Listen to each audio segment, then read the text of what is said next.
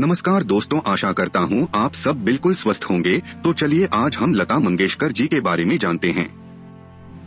लता मंगेशकर, जिनका असली नाम हेमलता था, भारतीय संगीत की एक ऐसी अद्वितीय और अमूल्य धरोहर हैं, जिन्होंने भारतीय फिल्म संगीत को एक नई दिशा दी और उसे दुनिया भर में प्रतिष्ठित किया। उनकी आवाज की मधुरता, तकनीकी दक्षता और भावनात्मक गहराई ने उन्हें भारतीय संगीत जगत का अनमोल रत्न बना दिया। लता मंगेशकर का जीवन भारतीय संगीत के इतिहास में स्वर्णाक्षरों में लिखा जाएगा। उनकी यात्रा संघर्षों से भरी हुई थी, लेकिन उनके प्रयासों और समर्पण ने उन्हें विश्व भर में एक विशेष स्थान दिलवाया। प्रारंभिक जीवन। लता मंगेशकर का जन्म 28 सितंबर 1929 को इंदौर, मध्य प्रदेश में हुआ था। उनके पिता दीनानाथ मंगेशकर एक प्रसिद्ध शास्त्रीय गायक और नाटककार थे और मां श्रीमती सुदामती एक गृहिणी थी।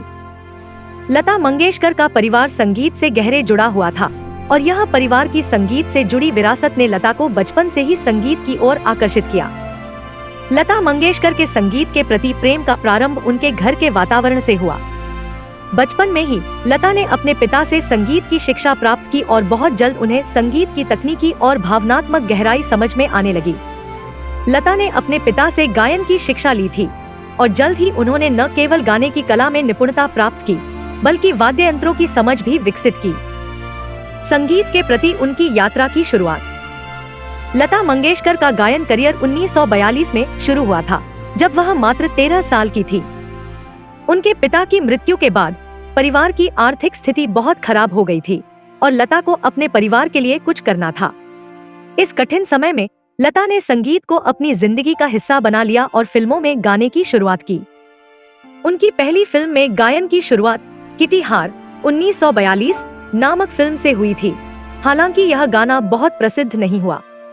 इसके बाद लता को 1948 में संगीतकार हेमंत कुमार से एक अवसर मिला और उनका पहला हिट गाना आएगा आने वाला फिल्म महल था, जो एक बड़ा हिट साबित हुआ। इस गीत के बाद लता की आवाज ने सभी का दिल जीत लिया और वह हिंदी फिल्म संगीत की सबसे प्रमुख गायिका बन गई। करियर की ऊंचाइयां। लता मंगेशकर का करियर बहुत ही सफलता से भरा रहा।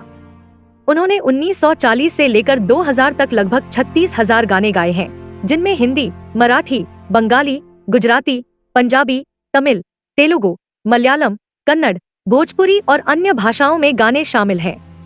उनका संगीत में योगदान सिर्फ फिल्मी संगीत तक ही सीमित नहीं था, बल्कि उन्होंने शास्त्रीय संगीत, भक्ति संगीत, गजल और लोरी जैसे विभिन्न प्रकार के संगीत शैलियों में भी गाने गाए।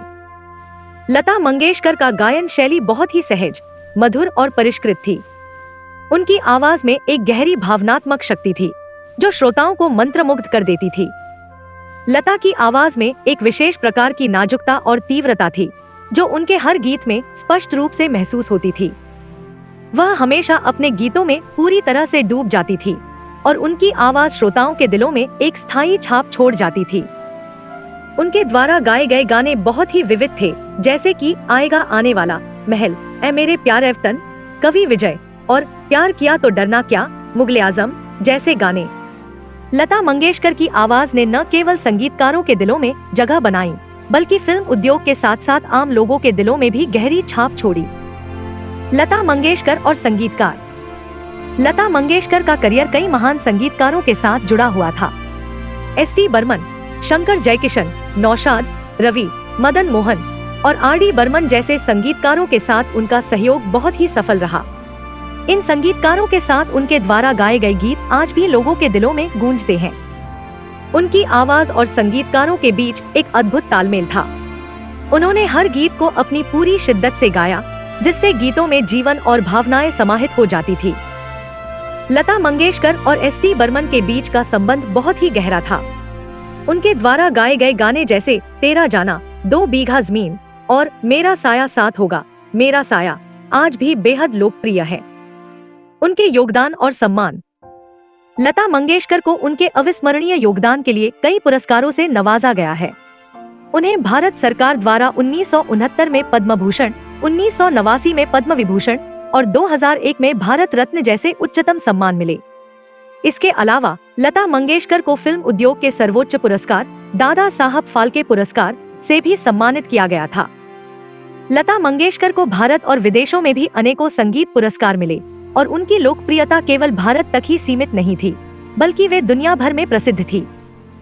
उनके संगीत के प्रभाव से कई पीढ़ियां प्रभावित हुईं और उनका गायन आज भी लोगों के दिलों में जीवित है। व्यक्तिगत जीवन और संघर्ष। लता मंगेशकर का व्यक्तिगत जीवन बहुत ही साधारण था। उन्होंने हमेशा अपने परिवार को प्राथमिकता दी और निजी जीवन में बहुत ही संयमित और विनम्र रही। लता मंगेशकर का जीवन बहुत ही साधारण था और उन्होंने अपने परिवार के साथ समय बिताने के लिए किसी भी प्रकार के प्रचार से दूर रहने का निर्णय लिया। लता मंगेशकर का जीवन कई संघर्षों से भरा हुआ था। उनके परिवार की आर्थिक स्थिति अच्छी नहीं थी और उन्होंने बहुत ही कड़ी मेहनत से अपने करियर की शुरुआत की थी। बावजूद इसके उन्होंने कभी भी अपने संघर्षों को अपने संगीत पर असर डालने नहीं दिया।